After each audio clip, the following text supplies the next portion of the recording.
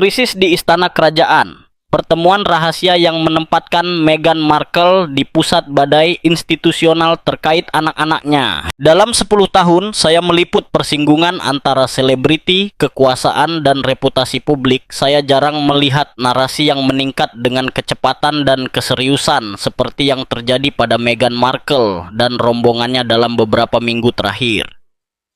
Apa yang dimulai sebagai bisikan di ruang redaksi khusus akhirnya menjadi, menurut berbagai sumber, sebuah episode berskala institusional yang diduga melibatkan tingkat tertinggi monarki Inggris. Pusat dari krisis yang diduga ini bukanlah kontrak bernilai jutaan dolar atau wawancara kontroversial, tetapi sesuatu yang jauh lebih sensitif.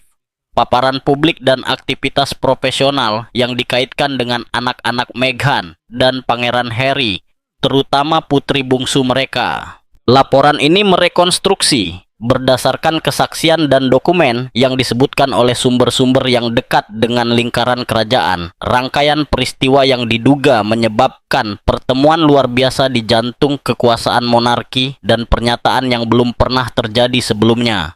Menurut sumber-sumber di London, sebuah pertemuan diadakan di Istana Buckingham pada tanggal 23 Januari 2026 yang tidak tercantum dalam agenda publik. Pertemuan itu bukanlah pertemuan seremonial maupun jamuan makan siang diplomatik. Pertemuan itu digambarkan sebagai sesi mendesak. Pertemuan tersebut dilaporkan dipimpin oleh Putri Anne, salah satu tokoh yang paling bijaksana, namun berpengaruh dalam struktur kelembagaan. Hadir pula Raja Charles III, putra mahkota William, dan Sophie, Duchess of Edinburgh, serta penasihat hukum rumah tangga kerajaan. Detail yang sangat mencolok menurut sumber yang sama adalah dugaan kehadiran perwakilan eksternal yang terkait dengan Departemen Anak dan Keluarga Inggris. Jika dikonfirmasi, elemen ini akan menandai titik balik, pergeseran dari masalah keluarga ke diskusi dengan implikasi kelembagaan. Pertemuan tersebut dilaporkan berlangsung lebih dari 3 jam. Keesokan harinya, 24 Januari, Clarence House mengeluarkan pernyataan yang luar biasa lugas. Teks tersebut yang menghindari basa-basi diplomatik menyatakan keprihatinan yang mendalam atas kesejahteraan fisik, emosional, dan pendidikan anak-anak. Kata yang paling menarik perhatian para analis dan pakar komunikasi adalah komodifikasi. Ini bukan istilah yang digunakan monarki dengan sembarangan. Di kalangan humas, hal itu diinterpretasikan sebagai pesan yang jelas. Penggunaan komersial apapun atas citra anak-anak yang dapat mengganggu perkembangan mereka akan dianggap bertentangan dengan standar etika lembaga tersebut. Pergeseran retorika ini mengangkat perdebatan ke pertanyaan yang tidak nyaman. Sejauh mana seorang tokoh publik dapat mengintegrasikan anak-anak mereka ke dalam strategi branding mereka tanpa melanggar batas? Pada hari-hari berikutnya, rumor mulai beredar di kalangan jurnalis tentang laporan internal yang merinci jadwal mingguan putri bungsu pasangan tersebut, Lilibet Diana Mountbatten Windsor. Menurut sumber-sumber ini, dokumen tersebut mencakup kegiatan seperti merekam konten untuk merek gaya hidup, pelatihan vokal untuk bercerita, sesi foto ibu anak untuk kampanye kesehatan, partisipasi dalam siaran pribadi, dan peluncuran produk. Menurut catatan yang dikutip oleh pengacara yang terkait dengan keluarga ayah, anak tersebut telah mengumpulkan 192 jam kerja yang terdokumentasi antara Oktober dan Desember 2025. Jika dikonfirmasi, angka ini setara dengan 6 minggu kerja penuh dalam satu kuartal. Spesialis perkembangan anak independen menunjukkan bahwa pada usia 6 tahun, bermain bebas bukanlah kemewahan, tetapi kebutuhan neurologis. Tekanan yang terkait dengan produksi audiovisual dapat menghasilkan tingkat stres yang tidak sesuai untuk tahap kehidupan tersebut. Pada 30 Januari, selama pertemuan pribadi yang digambarkan sebagai di balik pintu tertutup, Pangeran William dilaporkan mengungkapkan posisinya dengan tegas. Menurut para peserta yang dikutip secara tidak langsung, ungkapan yang muncul jelas, ini bukan masa kanak-kanak, ini eksploitasi. Bahwa seorang calon raja akan menggunakan kata itu, eksploitasi, menandai titik tanpa kembali dalam narasi publik. Di luar suka atau tidak suka pribadi terhadap Meghan, penggunaan istilah itu menunjukkan keprihatinan institusional yang mendalam. Faktor lain yang dilaporkan memengaruhi penilaian tersebut adalah kesaksian anonim dari mantan karyawan merek As Ever yang terkait dengan Meghan. Beberapa laporan menyebutkan insiden di mana gadis muda itu, setelah lupa dialog, menunjukkan tanda-tanda kesedihan. Salah satu laporan menyatakan bahwa gadis itu menangis tanpa suara selama beberapa menit setelah pengambilan gambar yang gagal. Laporan lain menceritakan bahwa ia diminta untuk mengembangkan ketahanan dalam menghadapi kesalahan di depan kamera. Tim Meghan telah menolak laporan-laporan ini, menyebutnya berlebihan dan disalahartikan. Namun, sumber-sumber yang dekat dengan proses tersebut menyatakan bahwa istana tidak hanya mendasarkan keputusannya pada kesaksian, tetapi juga pada kontrak dan jadwal yang telah ditandatangani. Masalah mendasarnya kompleks dan melampaui nama-nama individu. Meghan, sebagai figur global, telah membangun narasi berdasarkan pemberdayaan, kewirausahaan, dan kendali atas citranya. Di Amerika Serikat, undang-undang mengenai keterlibatan anak dalam produksi swasta berbeda dengan di Inggris, dan banyak keluarga berpengaruh menyertakan anak-anak mereka dalam proyek komersial. Tetapi ketika anak-anak tersebut merupakan bagian dari garis suksesi simbolis sebuah institusi dengan sejarah lebih dari 1000 tahun, perdebatan tersebut mengambil dimensi yang berbeda. Apakah keluarga kerajaan berhak untuk campur tangan dalam keputusan orang tua yang dibuat di luar Inggris Raya? Atau apakah bobot institusional keluarga tersebut menyeratkan tanggung jawab bersama atas citra dan kesejahteraan anak-anak? Dalam hal reputasi, krisis ini, baik nyata atau diperbesar oleh kebocoran, menempatkan Meghan dalam posisi yang genting. Narasi publiknya berpusat pada perlindungan privasi anak-anaknya. Persepsi ketidakkonsistenan apapun dapat mengikis modal simboliknya. Bagi monarki, risikonya tidak kalah signifikan. Intervensi yang berlebihan dapat diartikan sebagai campur tangan dalam kehidupan pribadi anggota yang tidak lagi aktif terlibat dalam institusi tersebut. Para ahli hukum keluarga internasional menunjukkan bahwa setiap tindakan formal akan membutuhkan dasar yang kuat dan kerjasama peradilan antar yurisdiksi. Sejauh ini, belum ada catatan publik tentang tindakan hukum konkret apapun. Sementara Lilibet mempertahankan kehadiran yang hampir terus-menerus dalam konten promosi, kampanye branding, dan presentasi audiovisual. Kakak laki-lakinya, Archie Harrison, yang berusia 7 tahun, praktis menghilang dari pandangan publik selama lebih dari 14 bulan. Kekhawatiran tersebut bukan terkait media, tetapi internal. Selama pertemuan strategis yang diadakan pada 29 Januari di Istana Kensington, Sophie, Duchess of Edinburgh, dilaporkan menggambarkan ketidakhadiran anak laki-laki itu sebagai kesunyian yang menjerit. Menurut mereka yang hadir dalam pertemuan itu, Duchess mengungkapkan kekhawatirannya bahwa Archie mengalami pengabaian emosional di tengah apa yang ia gambarkan sebagai perang publik antara orang dewasa.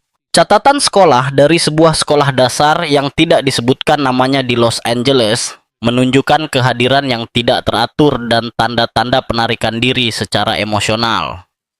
Catatan pribadi yang dikaitkan dengan Harry menggambarkan reaksi cemas anak laki-laki itu terhadap kehadiran kamera atau kru film. Archie dilaporkan mengembangkan keengganan yang jelas untuk difoto. Kontrasnya mengkhawatirkan, seorang gadis yang diduga terlalu banyak diekspos dan seorang anak laki-laki yang praktis tidak terlihat, dan keduanya, menurut catatan ini, menunjukkan tanda-tanda kesusahan. Ketika Putri Anne masuk ke dalam gambar, istana tahu bahwa situasinya telah melampaui percakapan informal. Pada 27 Januari, Putri secara resmi meminta Harry untuk menyerahkan laporan perlindungan anak kerajaan, sebuah kerangka kerja terperinci yang menguraikan bagaimana ia akan memastikan kesejahteraan fisik, emosional, dan pendidikan anak-anaknya di Amerika Serikat. Keesokan harinya, Meghan Markle menerima pemberitahuan hukum yang menuntut tanggapan terhadap penyelidikan internal atas perilaku kerajaan. Di antara tuntutan tersebut adalah Justifikasi tertulis untuk menarik Lilibet dari sekolah terakreditasinya, Brentwood Academy, untuk beralih ke pendidikan rumahan, homeschooling, terutama setelah peringatan resmi yang dikeluarkan oleh sekolah tersebut pada Desember 2025. Sekolah tersebut tidak hanya mencatat ketidakhadiran berulang kali, tetapi juga memperingatkan pihak berwenang bahwa indikator perkembangan sosial tertentu tidak mencapai tingkat yang diharapkan. Dokumentasi yang diajukan oleh tim hukum Harry, termasuk surat dari sekolah yang menyebutkan tingkat ketidakhadiran yang parah, kesulitan dalam memverifikasi tonggak pembelajaran, dan kekhawatiran tentang pengaturan diri emosional gadis itu. Dokumen tersebut diakhiri dengan merekomendasikan penilaian perkembangan komprehensif jika pendidikan rumahan akan dilanjutkan. Selain itu, penjelasan diminta untuk penolakan menerima pengawasan psikologis yang ditawarkan oleh penasihat kesejahteraan anak lembaga tersebut. Pada tanggal 31 Januari, dalam langkah yang digambarkan sebagai tidak biasa tetapi diizinkan secara konstitusional, Clarence House, kediaman resmi yang secara historis terkait dengan pewaris takhta, mengaktifkan saluran penghubung kesehatan di Inggris untuk meminta laporan kesehatan psikologis dan fisik yang komprehensif untuk kedua anak tersebut dari Dewan Medis di negara bagian California. Dasar hukum yang digunakan adalah prinsip perlindungan kedaulatan yang diberikan kepada keturunan kerajaan yang tinggal di luar negeri. Secara praktis, Kerajaan Inggris meminta akses ke catatan medis dua anak yang tinggal di Amerika Serikat karena mereka adalah cucu raja. Tim Meghan menanggapi dengan menyebut langkah itu mengganggu dan merendahkan. Namun, sumber-sumber institusional menekankan bahwa itu bukan saran, melainkan arahan yang didukung oleh kerangka hukum yang berabad-abad lebih tua daripada generasi saat ini. Salah satu poin paling sensitif adalah keberadaan lebih dari 10 kontrak komersial yang terkait dengan citra Lilibet. Fashion anak-anak, lini perawatan kulit, konten audiovisual yang telah direncanakan, dan mainan edukatif.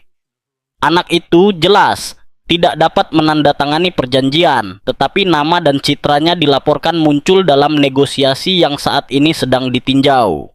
Fakta ini menjadi sangat penting ketika dibandingkan dengan pernyataan gadis itu tentang keinginannya untuk tidak harus tersenyum sepanjang waktu.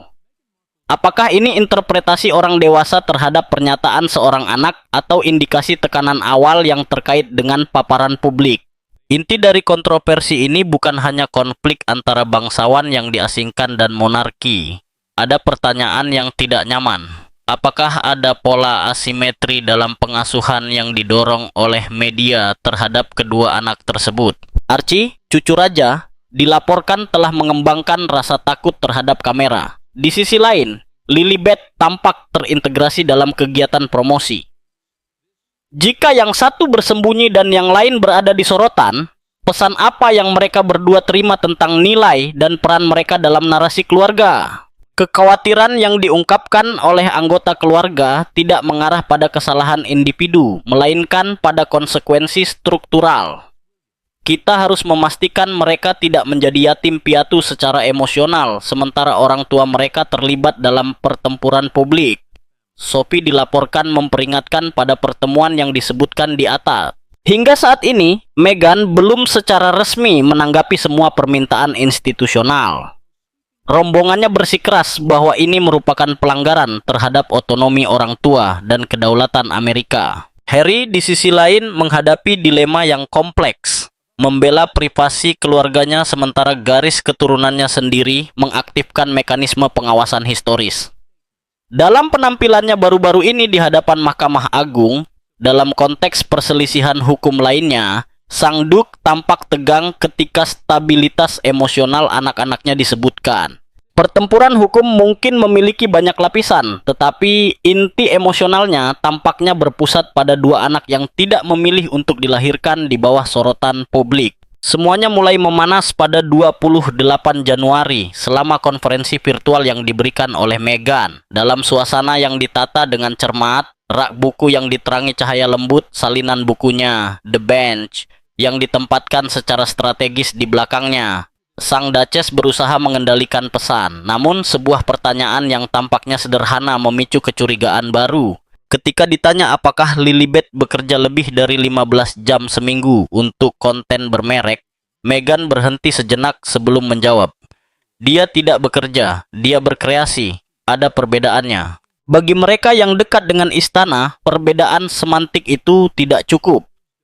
Orang dalam menegaskan bahwa kekhawatiran tersebut bukan tentang kreativitas anak-anak, tetapi lebih pada apa yang mereka gambarkan sebagai struktur harian yang tidak lazim untuk anak di bawah 6 tahun dan paparan media yang dapat mengganggu perkembangan emosionalnya. Ketegangan meningkat ketika Departemen Layanan Anak dan Keluarga California menerima laporan anonim yang dilaporkan dikirim oleh mantan kontraktor yang terhubung dengan Archewell, yang memperingatkan mereka tentang paparan media yang berlebihan dan rutinitas yang tidak biasa untuk anak di bawah usia 10 tahun.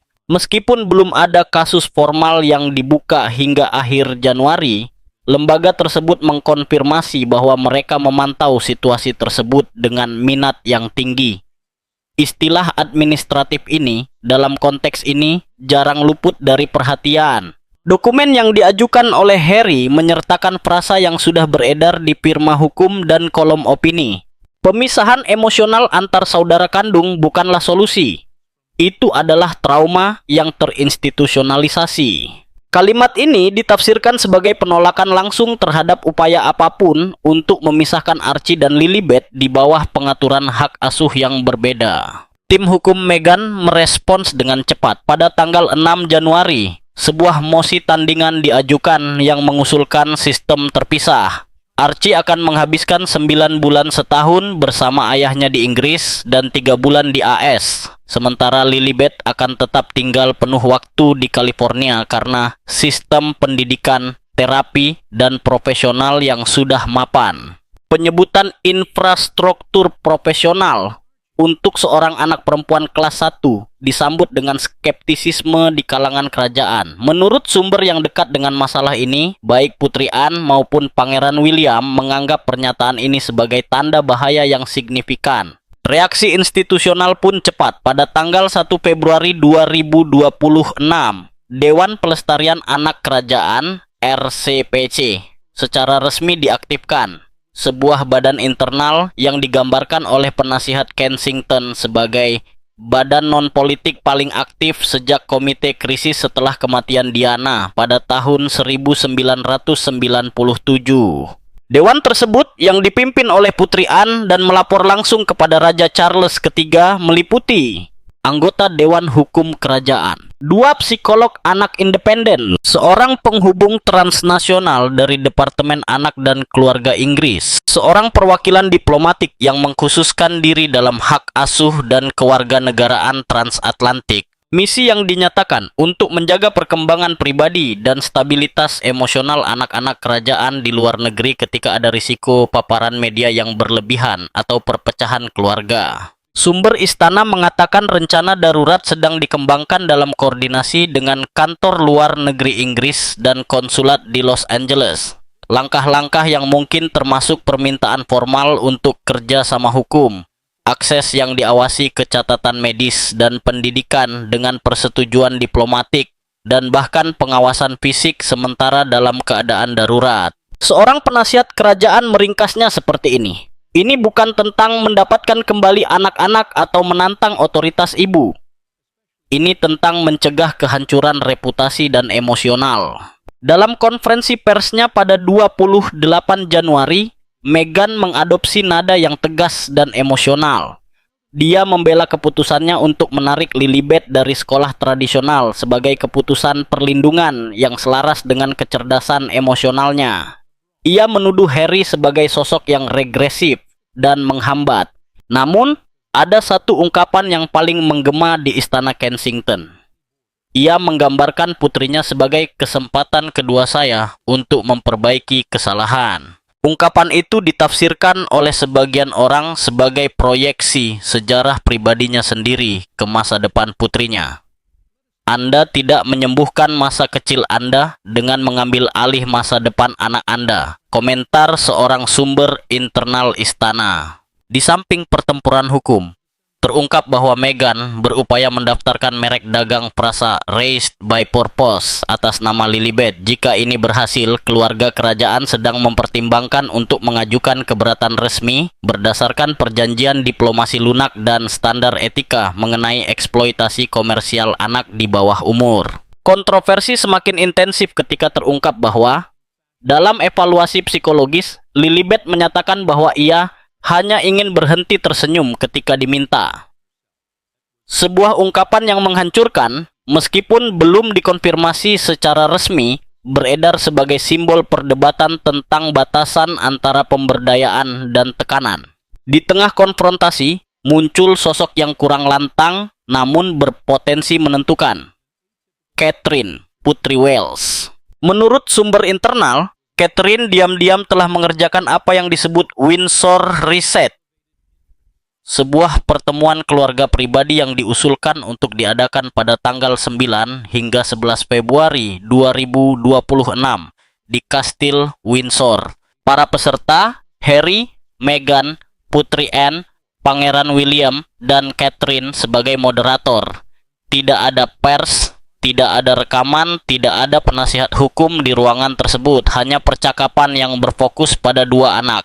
Inisiatif ini bertujuan untuk meredakan spiral hukum sebelum keputusan sepenuhnya berada di tangan pengadilan dan badan negara. Pada tanggal 29 Januari, Catherine, Putri Wales membuat keputusan yang tak terduga. Ia menulis surat pribadi tulisan tangan kepada Meghan. Tidak ada pernyataan, tidak ada foto resmi, tidak ada kebocoran strategis, hanya tinta di atas kertas. Teks lengkapnya belum dipublikasikan, tetapi penasihat senior di istana mengkonfirmasi bahwa nadanya sangat jujur, tanpa tuduhan, dan didasarkan pada pengalaman bersama menjadi seorang ibu. Sebuah kutipan yang diverifikasi oleh sumber terpercaya merangkum semangat pesan tersebut. Apapun yang memisahkan kita, saya percaya kita berdua ingin mereka merasa dicintai sebelum mereka merasa diawasi. Saya harap kita dapat menyepakati setidaknya hal itu. Adegan itu sangat kuat. Seorang calon ratu menulis dengan tangannya sendiri kepada wanita yang telah secara terbuka mengkritik keluarganya, institusi, dan negara yang diwakilinya. Dia tidak mengacu pada tradisi atau hierarki. Dia memilih menjadi seorang ibu sebagai titik temu. Secara strategis, jauh dari menjadi tanda kelemahan, banyak orang di lingkaran istana menafsirkannya sebagai langkah paling canggih dalam seluruh saga ini. Ini meredakan konflik pada tingkat manusia dan menggeser fokus diskusi. Ini bukan lagi tentang reputasi atau narasi, tetapi tentang kesejahteraan dua anak. Meskipun surat-surat beredar dan tanggapan tertunda, tim komunikasi istana tidak tinggal diam. Secara internal, rencana darurat ini dijuluki Operasi Pearl, sebuah skema dengan dua jalur yang mungkin. Jika Meghan menghadiri KTT Windsor dan pertemuan tersebut berhasil, istana akan siap mengeluarkan pernyataan bersama yang berfokus pada nilai-nilai keluarga bersama dan komitmen terhadap kesejahteraan anak-anak. Narasi yang disampaikan adalah tentang deeskalasi. Tidak akan ada pemenang atau pecundang, melainkan pernyataan institusional yang menggarisbawahi persatuan pada hal-hal yang penting. Dalam skenario ini, badan pengawas akan beroperasi secara diam-diam di balik layar, memastikan bahwa setiap kesepakatan menghormati kerangka hukum dan etika yang mengatur keluarga kerajaan dan perlindungan anak di bawah umur. Namun ada skenario kedua. Jika Meghan menolak undangan atau memutuskan untuk merusak proses melalui wawancara yang mengungkap rahasia, film dokumenter baru, atau peningkatan tuntutan hukum, seperti yang terjadi dengan serial dokumenter Harry dan Meghan, istana akan mengaktifkan tindakan yang lebih tegas. Di antara opsi yang sedang dipertimbangkan, klarifikasi resmi mengenai penggunaan simbol kerajaan tanpa izin, dukungan publik penuh untuk setiap permintaan hak asuh yang diajukan oleh Harry. Wawancara bersama mungkin dipimpin oleh Catherine dan Putri Anne yang bertujuan untuk membentuk kembali narasi tanpa secara eksplisit menyerang Meghan, tetapi dengan jelas menguraikan prinsip-prinsip etika lembaga tersebut. Tujuannya bukan untuk menjelekkan, tetapi untuk menegaskan kembali prinsip-prinsip tersebut. Ada lapisan tambahan pada jalur B yang dapat memiliki konsekuensi signifikan. Sumber internal mengkonfirmasi bahwa istana sedang memeriksa apakah Meghan telah menggunakan simbol yang terkait dengan keluarga Windsor untuk tujuan komersial tanpa izin yang tepat. Investigasi ini menyangkut lambang keluarga yang secara halus terintegrasi ke dalam desain, font yang terkait dengan koleksi kerajaan, frasa seperti berasal dari garis keturunan kerajaan, dan elemen visual yang terkait dengan warisan keluarga. Jika dikonfirmasi, dan jika tidak ada perbaikan sukarela, istana dapat mengeluarkan pemberitahuan pencabutan resmi. Ini tidak akan memengaruhi status biologis Lilibet, tetapi itu berarti bahwa setiap penanda visual garis keturunan kerajaan yang terkait dengan produk komersial, dari lilin aromaterapi hingga krim atau paket liburan gaya hidup, akan dihapus. Seorang pejabat senior menggambarkannya secara blak-blakan. Garis keturunan tidak memberikan izin, terutama ketika digunakan untuk memasarkan produk. Pesannya akan jelas, darah bukanlah merek. Di tengah badai media ini terdapat dua anak, Archie Mountbatten Windsor dan Lilibet Mountbatten Windsor. Menurut laporan yang beredar di antara orang-orang yang dekat dengan keluarga, anak laki-laki berusia 7 tahun itu merasa tidak nyaman ketika kamera memasuki ruangan. Anak perempuan berusia 6 tahun itu dilaporkan mengungkapkan kepada seorang psikolog keinginannya untuk tidak harus tersenyum karena kewajiban. Gambar-gambar yang sebelumnya tidak terlihat yang dirilis oleh Harry dan Meghan menunjukkan momen-momen keluarga yang tampaknya intim. Namun, perdebatan di dalam istana bukanlah soal estetika, melainkan struktural. Sejauh mana paparan ini merupakan bagian dari strategi naratif, di mana kehidupan pribadi berakhir dan pembangunan citra merek dimulai. Selama pertemuan internal pada 30 Januari, Putri Anne menegaskan, masa depan Lilibet bukanlah aset komersial, platform, atau perpanjangan dari narasi orang dewasa. Hal itu tidak dapat diputuskan secara sepihak oleh salah satu orang tua, di luar kerangka hukum dan etika yang mengatur keluarga kerajaan dan perlindungan anak. Posisi kerajaan menurut sumber internal, terkunci dan tidak berubah. Melihat semua ini dari perspektif yang lebih luas adalah Charles III. Seorang raja yang secara pribadi mengalami babak-babak paling menyakitkan dalam sejarah modern monarki Inggris. Runtuhnya pernikahannya dengan Diana, Putri Wales, paparan media yang terus-menerus, dan dampak emosional pada anak-anaknya. Mereka yang mengenalnya menggambarkan keputusan yang diam-diam, disengaja, dan tidak dapat diubah untuk tidak mengulangi kesalahan masa lalu. Jangan biarkan mesin institusional atau media menyeret anak-anak kembali ke skenario yang tidak mereka pilih. Kita harus melindungi anak-anak bukan dari ambisi, tetapi dari tujuan yang prematur, kata Putri Anne pada pertemuan yang sama. Ungkapan itu merangkum sebuah filosofi. Masa kanak-kanak tidak dapat digunakan sebagai alat. Catherine, di sisi lain, mengungkapkannya dari sudut pandang yang berbeda, lebih manusiawi daripada politis. Mencintai sebelum mengamati, melindungi sebelum memproyeksikan.